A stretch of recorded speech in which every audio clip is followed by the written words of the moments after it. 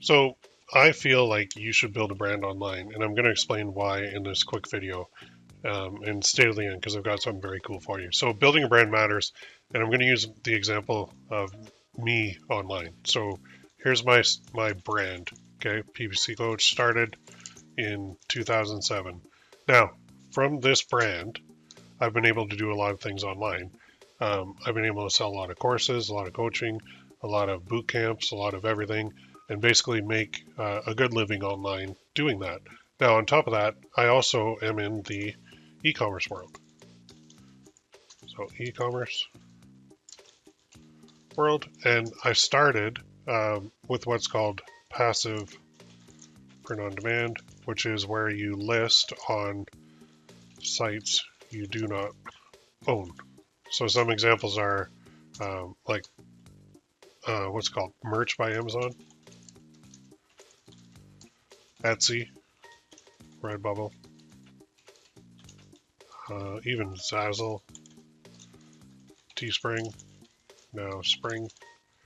Those are examples of sites where you can make products and you can list them on there. If I go here, I go merch on demand. That's what it is. So I have an account here, and I don't really use it because I don't like it because I'm not building my brand. So if you're thinking of like, well, Amazon merch on demand makes sense in the print on demand world because here it is. Like you upload your artwork, you suggest a list price, they print it, they ship it, and then you get monthly royalties. This route on paper looks really, really good because all you have to do is come up with designs and then you can put them on various products like t-shirts and all that other kind of thing. But here's the issue. You need like 100,000 to 200,000 designs on Amazon before you're making any kind of significant money. Okay, the downside of using merch on demand is you have no access to your customers whatsoever. So you can't email them, you don't own them, Amazon owns them. Same thing with places like Etsy. On here, it looks very attractive because you think like, all right, well, I can list my products on Etsy and they already have a bunch of buyers. So all I really need to do, click on sell on Etsy, is here you go, reach millions of buyers in Canada and around the world. That looks great. Like they already have the buyers here. So they're telling me all I have to do is make my products, list them, and then they'll get me the buyers. Back a few years ago, this actually worked. Today, it doesn't really work because I don't know why, but it seems like people are not buying as much on there. The big old stores that have been around for like 8 to 10 years, they're doing great, but the new ones are not. Plus, there's all these fees. Now, they also charge you a setup fee now, which I think is a good thing to keep the riffraff out. But then there's listing fees, and these are active for 4 months. And so every 4 months you pay 20 cents per listing, no matter if it sells or not. There's transaction fees, there's processing fees, there's everything. There's offsite ad fees. When you run the numbers on Etsy, it's actually more expensive to sell here than it is on a place like Amazon or your own store. Now, the other real bad part about Etsy is you don't own your customer list. So when you build a brand, you own it. So passive is where, I'll even go like this. Great place, gearbubble.com. I actually made a lot of money with them. I don't really use them anymore, only because I've gone to the, I don't know why it's called passive, but active, print on demand, I guess that's what they call it, which is like Shopify, WooCommerce, any, even LaunchCart. So places like that, Wix, Squarespace, places like that where you create the shop but you own it are better because of this main reason. You need to own your customer list / data so you can email them, so you can sell your brand later if you choose to, so you run a real business. So this passive route is something that I want to steer everybody away from. Only because I've done it for years and I'm kicking myself. Because if I had went this route, what they call active print on demand, I've been making a lot more money just simply by building my own brand. And building your own brand is just a matter of creating your own store that you own so that when you get a buyer, you have that customer data and you can use it. So there are places where, for example, if you're on Etsy and you make a sale, that's great, but now you can't sell them another thing. You can try, you can run ads on Etsy, which is a futile attempt, but the best way to do it is to have your own store. And I don't really care which platform you use. I personally like this right now because I can then sell it later. And by sell it later, I mean I can get a store built up and making money. And then there are marketplaces and there are buyers that exist for Shopify stores already. So all I have to do is list my store on there. They're going to go through the financials. They're going to audit the whole thing.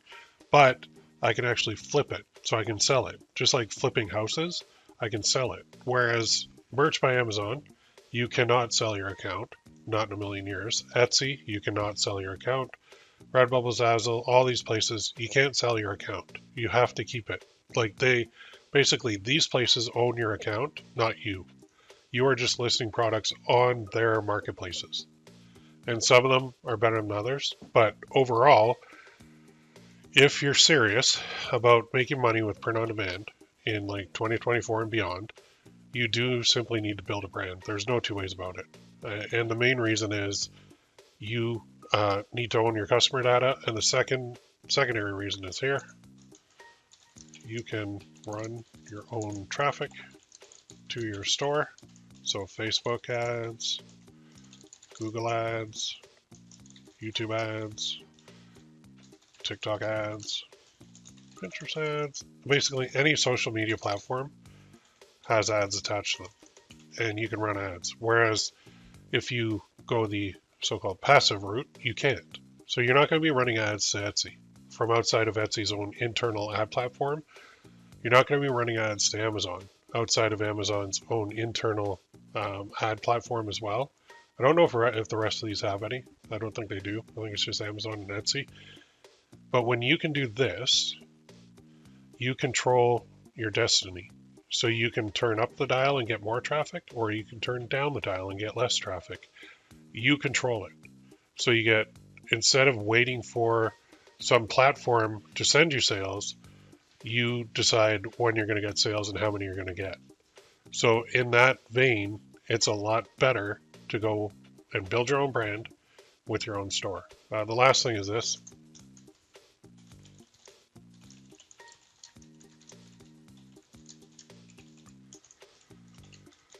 Cannot do it with passive print on demand. You can do it when you own your own store. So, you might be thinking, why on earth would I ever want to sell my store later if it's making money? Like, wouldn't I just keep it going forever? Well, depending on what stage you're at, if you've never experienced it, there's a thing called burnout. And online marketers, we love the dopamine hit of getting sales, and it's awesome. But honestly, it wears out. And it gets to a point where we're like, we need a new challenge. And that new challenge might be starting another store from scratch and then selling that. So I know if you're like, man, I don't even get a sale yet. I can't even think that far down the road.